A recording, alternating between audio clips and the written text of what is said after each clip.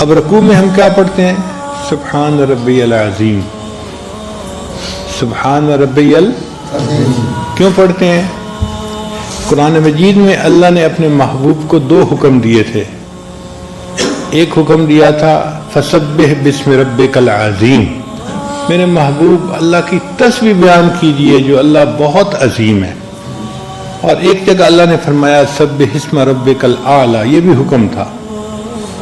تو محبوب صلی اللہ علیہ وسلم کو چونکہ 2 باتوں کا حکم تھا، میرے محبوب کی سمجھداری دیکھیے، ایک آیت کے مضمون کو انہوں نے رکوع میں پڑھ لیا اور دوسری کو انہوں نے سجدے میں پڑھ لیا اور اللہ کی تسبیح کرنے کا حق ادا کر لیا. دونوں آیتوں پہ عمل ہو گیا. اب ہم سبحان ربی العظیم سبحان ربی العظیم پڑھتے ہیں. اب چونکہ ہم اللہ کی عظمت کا اعتراف کر رہے ہیں اور عظیم عظیم عظیم رب کا تذکرہ کر رہے ہیں، تو رکوع سے اٹھتے ہوئے اللہ نے اللہ اکبر کا حکم نہیں دیا. رکوع سے اٹھتے ہوئے کیا کہتے ہیں؟ اللہ اکبر تو نہیں نہ کہتے کہ بھئی تم تو پہلے ہی عظیم عظیم کی رٹ لگا رہے ہو، اقرار کر رہے ہو، اب تمہیں کیا اللہ اکبر کہنا؟ اب کیا امام کہتا ہے؟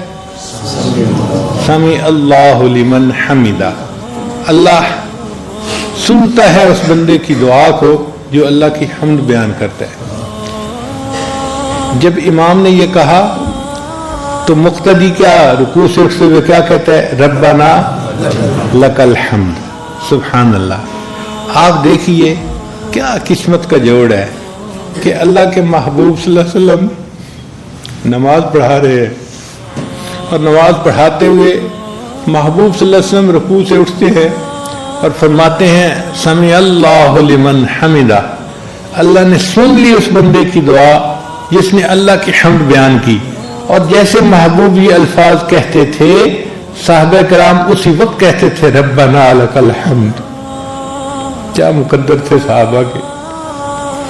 ادھر نبی علیہ السلام یہ کہہ رہے ہیں کہ اللہ نے سن لی اس کی دعا جس نے اللہ کی حمد بیان کی، اور اس فکرے کے فوراً بعد صحابہ کہتے تھے ربنا لک الحمد، اے اللہ سب تعریفیں آپ ہی کے لیے ہیں.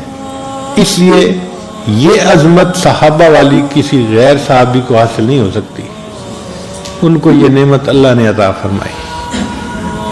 اچھا، اب ربنا لک الحمد کر کے ہم نے اللہ کی حمد بیان کر دی. پھر اللہ نے فرمایا میرے بندو، تم نے اپنا سر میرے سامنے جھکایا ہے، لیکن ابھی تم نے سر کو پامال نہیں کیا.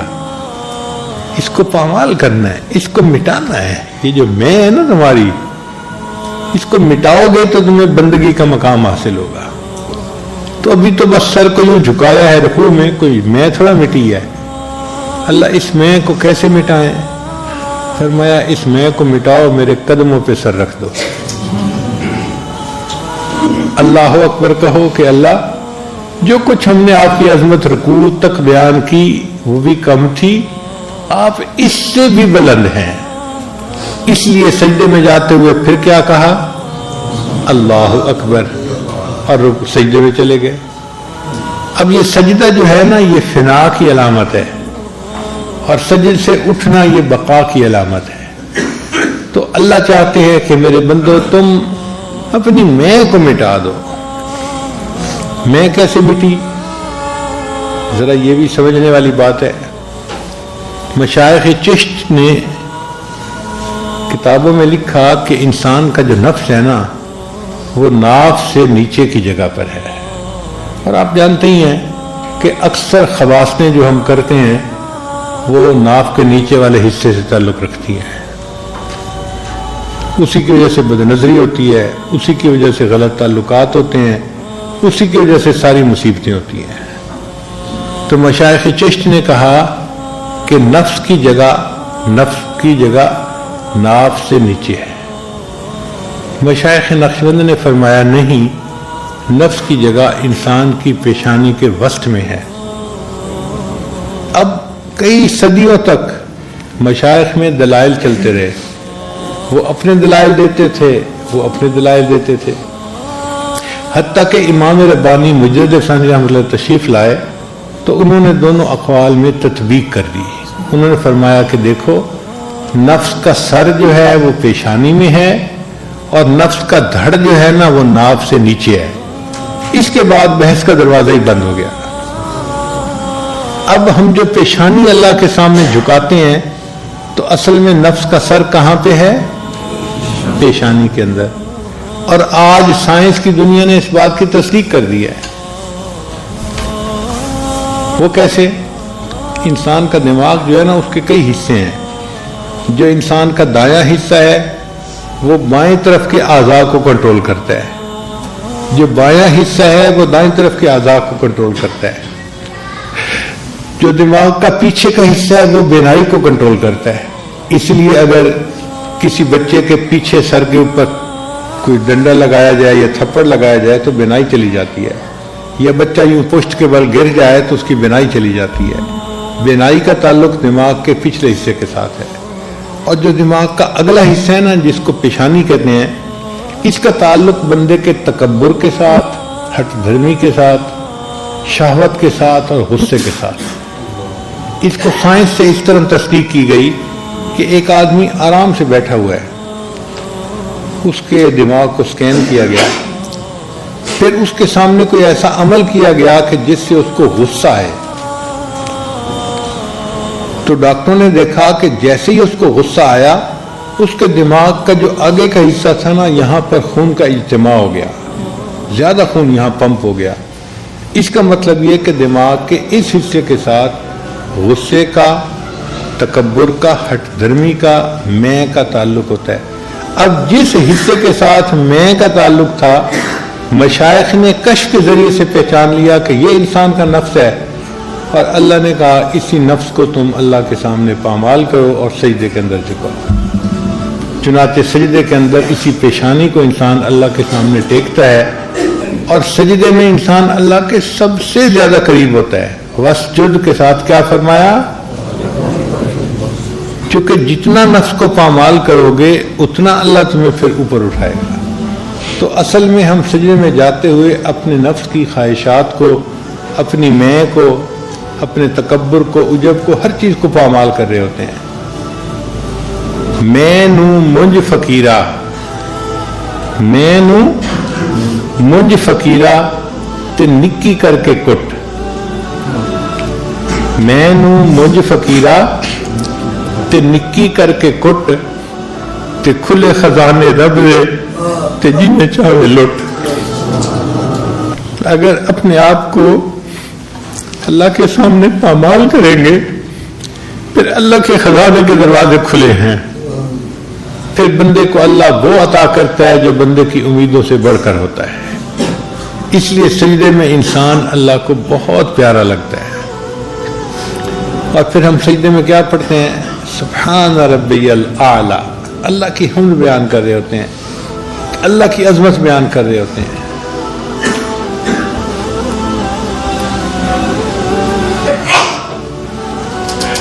ہم تو 3 دفعہ پڑھتے ہیں سجدے میں سبحان ربی الاعلی اور جان چھڑاتے ہیں، لیکن ہم نے مشائخ کے بارے میں کتابوں میں پڑھا پوری رات سجدے میں گزار دیتے تھے.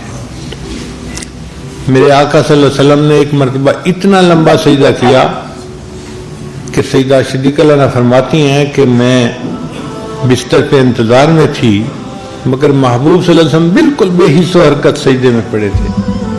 میں اٹھی اور میں نے آپ صلی اللہ علیہ وسلم کے پاؤں کے انگوٹھے کو ہلایا یہ جاننے کے لیے کہ زندگی کے آثار تو ہیں نا. اتنا لمبا سجدہ کہ دیکھنے والا سمجھتا تھا کہ شاید روح ہی نکل گئی ہے. اللہ کے سامنے سر جھکا کے پڑے رہتے. اب یہ جو سجدے کا مزہ ہے نا یہ ہر کسی کو حاصل نہیں ہوتا. اس کا تعلق محبت کے ساتھ ہے. جس کے دل میں محبت کا جوش ہوتا ہے اس کو سجدے کا مزہ آتا ہے. وہ ایک سجدہ جسے تو گراں سمجھتا ہے 1000 سجدوں سے دیتا ہے آدمی کو نجات. ایک سجدہ انسان محبت کا اللہ کے سامنے کر لے اللہ جگہ جگہ اس کو سجدہ کرنے سے محفوظ فرما لیتے ہیں. علامہ اقبال فرماتے ہیں سنی نہ مصر فلسطین میں وہ اذاں میں نے دیا تھا جس نے پہاڑوں کو راشع سیماب. سیماب کہتے ہیں پارے کو، اور پارے کی یہ صفت ہے کہ وہ ہر وقت تھراتا رہتا ہے، کانپتا رہتا ہے، رکتا نہیں ہے۔ تو علامہ اقبال فرماتے ہیں کہ میں نے مصر اور فلسطین میں وہ اذان نہ سنی کہ جس اذان کو سن کر پہاڑ بھی پارے کی طرح تھرتھرانے لگ جاتے تھے۔ سنی نہ مصر و فلسطین میں وہ اذان میں نے دیا تھا جس نے پہاڑوں کو راشا سیماب، وہ سجدہ روح زمین جس سے کانپ جاتی تھی اسی کو آج ترستے ہیں منبر و محراب۔ ایسے بھی لوگ تھے سجدہ کرتے تھے زمین کانپ جاتی تھی۔ آج ہم غفلت کے سجدے کرتے ہیں، ٹکرے مار رہے ہوتے ہیں۔ اللہ کو ان ٹکروں کی کوئی ضرورت نہیں ہے۔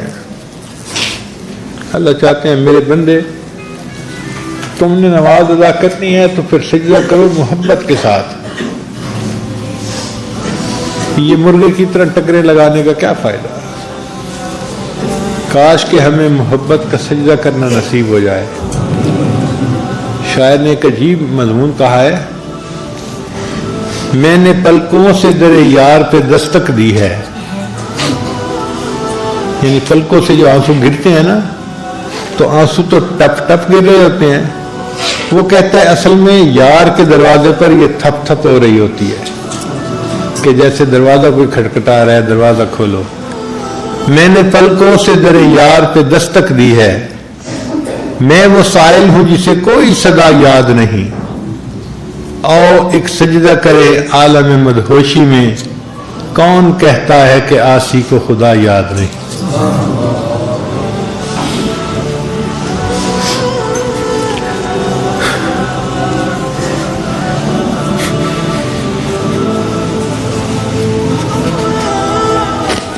اللہ تعالیٰ ہمیں بھی یہ کیفیت عطا فرمائے کہ ہم بھی اس طرح محبت میں ڈوب کے اللہ کے سامنے سجدہ کریں۔ مولانا یحییٰ رحمۃ اللہ علیہ لمبا سجدہ کرتے تھے۔ کسی نے کہا کہ حضرت اتنا لمبا سجدہ کرتے ہیں؟ فرمانے لگے کہ میں سجدہ کرتا ہوں تو میری یہ کیفیت ہوتی ہے، میں نے محبوب کے قدموں پہ سر رکھ دیا، میرا سر اٹھانے کو دل نہیں چاہتا، اتنی محبت۔ یہ ایک سجدہ بھی ہمیں نصیب ہو گیا تو وہ ہمارے لیے بخشش کا ذریعہ بن جائے گا۔ اور آج ہمارے سجدوں کی کیا حالت ہے؟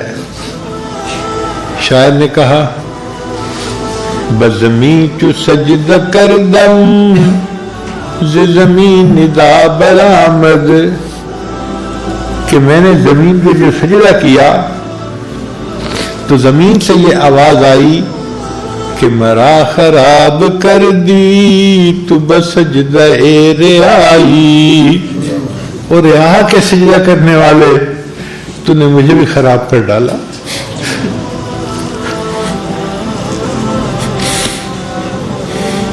کوئی خلوص کا سجدہ، کوئی محبت کا سجدہ، ایسا سجدہ کریں کہ اللہ کو پسند آ جائے۔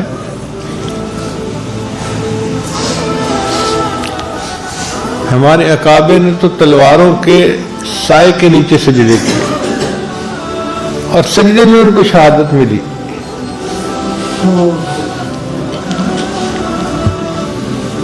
اس لیے نماز میں سجدہ سب سے زیادہ عبادت کا اہم حصہ ہے۔ اس حالت میں اللہ اپنے بندے سے بہت زیادہ خوش ہوتے ہیں۔